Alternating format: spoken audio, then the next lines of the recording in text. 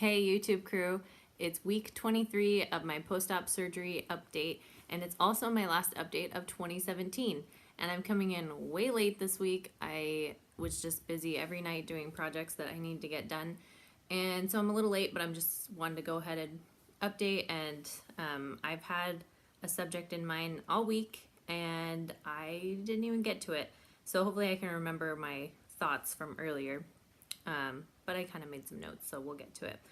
So if you follow me on Instagram, you probably already heard my spoiler alert that my stall finally broke. It was a 23-day stall, but it's gone, it's over, and it happened Christmas Eve, and I woke up and weighed. It was a Saturday, and I freaked out. I was like, oh my gosh, I wasn't expecting it, and I went naked streaking through my house trying to find my boyfriend to tell him, and he was in the garage, so that didn't work out well. But anyway, I was very excited. So my highest weight ever was 447 pounds. I'm sorry, 442 pounds. My weight day of surgery was 397 pounds. And my weight last week or during my stall was between 325.8 and 327. And my weight this week was 322.4. So I've lost 74.6 pounds since surgery, which is awesome. And I also checked off another mini goal, which was to be under 325. So I have mini goals every 25 pounds. So my next one is 300, and once I hit that, that means I will be finally out of the 300s. I can't even imagine. I mean, I can, but I've been feeling a little discouraged, just a little bit. I mean, I've just been thinking a lot, like people that had surgery at the same time as me, they are starting to talk about like, oh, I only have like maybe 50 or 60 pounds till my goal, or 40 pounds, or I don't know, whatever it may be. And I keep thinking that I still have over 100 pounds to lose to technically be in a healthy BMI. And obviously I've made so much progress so far, and I'm not discounting any of that progress, but I just have been thinking a lot about how far I still need to go. And you know, it's okay though. I've lost 75 pounds since July, and that wouldn't have happened if I didn't have surgery. There's no way. And so it's a good thing. I'm okay with it. It's just the thought I've had that I still have a far way to go. And on that note, I don't think I've ever shown this to you guys before, but I made this board. Try to get it in the frame. I made this board before surgery to just kind of track my progress. So when I color them in, that means I've hit that goal. And then I have these mini goals like every 25 pounds, and I write the date that I hit that goal. So that's been fun to track, and I was just thinking that I've never shown you guys, and I write down my measurements on this paper here. And I just like pulled out some pictures that I thought this girl kind of had a similar body to me kind of before surgery. And that was her after surgery, and just some like motivational quotes and stuff. So anyway, oh, and this is a list of reasons that I kind of had for myself for having surgery. So I'd highly recommend this if you guys haven't done it, to track your progress. It's kind of fun. And I'm sorry if I've shown it to you before, but I don't think I did. Well, maybe I'll post a picture so you can actually see the whole thing. Anyway, that's fun. I've been loving checking it off, but that was another thing. Like you see, I have so many to go, all those white circles to go to technically hit my goal. That's my personal goal of 175, but long way to go. But I have, you know, I've made some progress, but it's a long ways. Anyway, speaking of that, I wanted to do a recap of my year and then talk about goal setting, because of this time of year, everybody's talking about it, resolutions. I got this new lipstick. I've never really worn red before. Or do you guys like it? I feel like it's just kind of bold for me. Anyway, recap this year. This time last year, I was working with I called her a coach or a trainer, and she actually trained people to do marathons. I found her randomly through work and was working with her for like 6 months, not really making any progress, and still really frustrated that I wasn't making progress, and she didn't really know how to help. She did challenge me to do this, to do the California International Marathon, and I did a relay. So there was 4 people in my team, and I did the last 6 miles, walked the whole thing, I'm proud of myself that I did it, but also annoyed with it because I've had plantar fasciitis ever since then because I was 410 pounds at the time and walking that, I was speed walking and trying to keep up and not keep up, but just finish. And my feet were already killing me beforehand, and then they have been crap ever since. So I'm still struggling with that. It's making exercising hard, but it's been like a year now and just dealing with it. Anyway, so that's what I was doing last year, and we kind of split ways. I probably just got on. Sorry. We kind of split ways in February of this year, and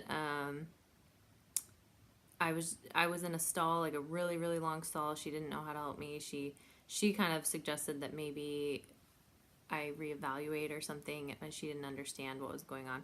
Probably not the best person to work with for severely overweight, but she was a great person, and that's where it ended though.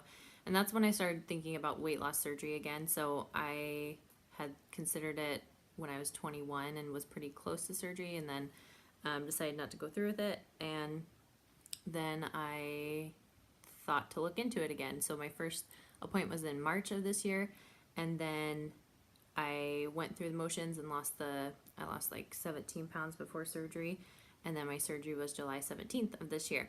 So to recap what I've lost for the year, in July, the last 2 weeks of July since surgery, I lost 20 pounds in the first 2 weeks of surgery. Sorry. And then August, I lost 13 pounds, and that included my first three. You always get a stall at 3 weeks. Most people do. So including my stall, I lost 13 pounds that month. In September, I lost 12 pounds. In October, 15, and November, 10. And then December, I will probably end up somewhere around 5 pounds for December. And considering 23 of 31 days I was in a stall, that's not too bad to lose 5 pounds. So I'll take it, I guess.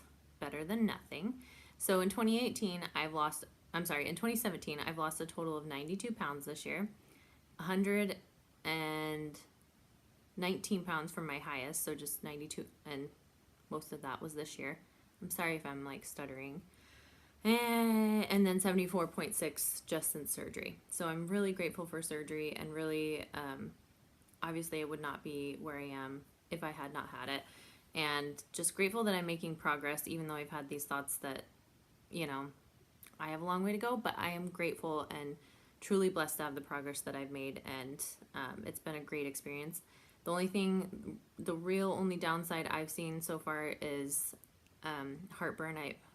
It's probably on my mind because I'm struggling with it, especially this week, and been talking to my doctor about it. It seems to be getting worse, and I don't know why, or if I'm eating something that's causing it. But other than that, I feel like it's been a great experience, and I'm excited for what 2018 has to bring. And I just wanted to talk about my goals, but also setting the right goals for you. And I think everybody that's in this community has these weight loss goals. I mean, I do. Eventually, I need to see the pounds go down. I need to, obviously, part of that is being healthier and everything, but the pounds going down on the scale means I'm getting healthier in a lot of ways. Sometimes those two aren't always connected, but ultimate goal is to lose weight. So in 2018, my weight goal is to actually be under my highest adult weight, and I don't even know if you can consider it an adult weight.